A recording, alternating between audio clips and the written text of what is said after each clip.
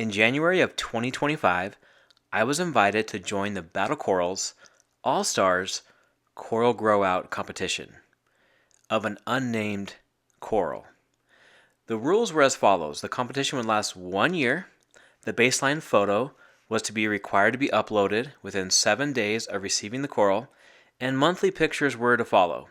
And each of those monthly pictures must also have the Battlecorals ruler in the picture near the coral. The prize of this competition is that the winner could name this unnamed acropora.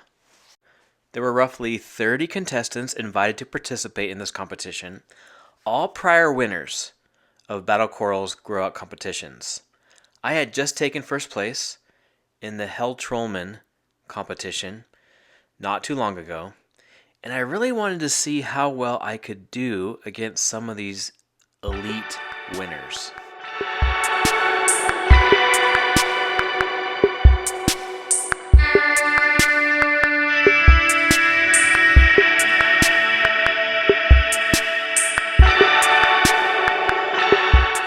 Growth was slow but steady over the course of the first 6 months, I'd say. But then the coral really started to take off for me around month 8 or so. And by month 12, the coral had nearly become a mini colony. And I knew at that point I had a pretty good chance of taking home the trophy. And in fact, in February of 2026, I was officially announced the champion of champions of this Battlecorals Grow Out competition. So now I am pleased to introduce to all of you Z Burns' Icy Blaze of Champions. So consider yourself lucky if Battlecorals throws in a frag of this coral in your next order. The colony is awesome. It has red polyps, icy blue tips, and a touch of yellow on those tips if the coral is especially happy. And now that we have kind of admired this beautiful coral, let's talk about how I was able to win this competition. My secrets. Or perhaps not secrets at all, but really just kind of old school reefing habits that I have found to be highly reliable when it comes to growing out SPS corals and growing them out as fast as I can. First, my current system uses metal halide lighting. These lights are ancient, they are hot, they are power hungry, but can they grow corals? I specifically run the radium bulb, but most importantly about metal halide lighting, I think, is there's no spectrum tweaking, no sliders, no app. You just turn them on and let them bake the corals. This coral in particular was getting well over 500 par throughout the year. And I have just found in my experience that metal halide lighting grows coral faster than any other lighting. But it may just be that this species especially liked metal halides. I don't know. This is just my belief.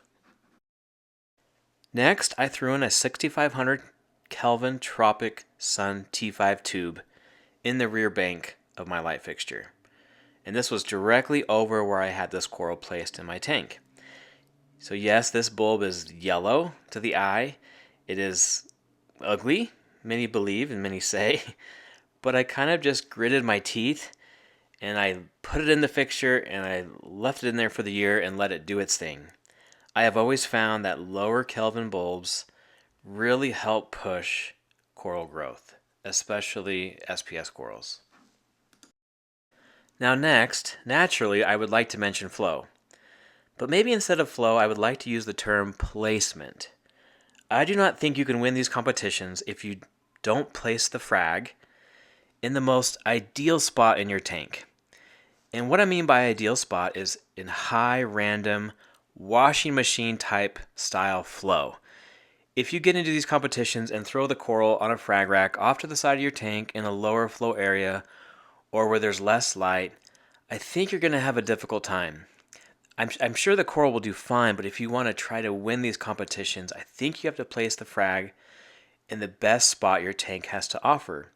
I don't think you can place it on top of an existing colony or too close to some other LPS or softies and where they could be touching or a little, just coral warfare could be probable. I think if you do that, it's going to have a difficult time. So this may require you to move some of your favorite colonies so that you can give this frag the best chance it has to really take off in your tank.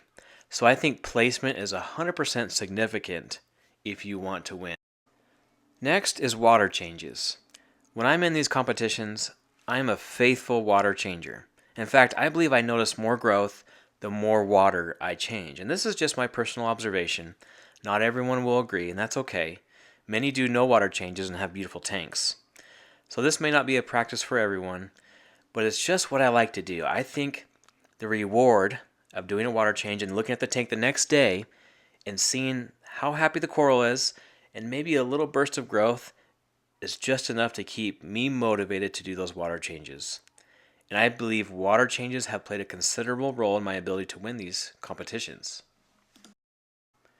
And now my last secret, or I guess my approach to how I try to compete in these competitions, is adequate nutrients. I feed my tank heavy and I feed it consistently. And I think consistently is important. I always make sure my phosphate is near 0.1 and that I always try to make sure I have some detectable nitrate. It's really hard for me, for this tank anyway, to get elevated nitrate, but as long as it's detectable, I'm pretty happy. I don't really know how well I would have done if my nutrients were even higher. Maybe the outcome would have been the same. But I do know that if my nutrients go lower, I start to run into issues. So you have to maintain those nutrient levels and you have to find your sweet spot. And I think most importantly, keep that sweet spot steady. Now in closing, I also want to say that perhaps being able to win these competitions or this tournament of champions, or to be the champion of champions, I suppose, also probably takes a little bit of luck, if I'm going to be honest with you all. Yes, I've won every competition I've ever entered, but that sample size is low. There were a lot of other great reefers in this competition that lost the frag early on. So who really knows how well they would have done? So clearly I do think there is a little bit of luck, and in this specific instance, a lot of luck on my side as I was able to win this competition. Well, my reefing friends, I hope you found this video helpful or maybe entertaining or somewhat interesting. Some of my secrets I've talked about here to my success are clearly becoming ancient, right? So we will have to see what my future holds and if I can replicate this kind of success using more modern approaches and lighting technology specifically. So thanks again everybody for tuning in. Please give me a like or a subscribe, that really helps me out. And go track me down on Instagram and give me a follow. I've got some exciting changes coming to the tank that I think everyone may be interested in. Well, thanks again, folks. Appreciate you tuning in. We'll see you all in the next one.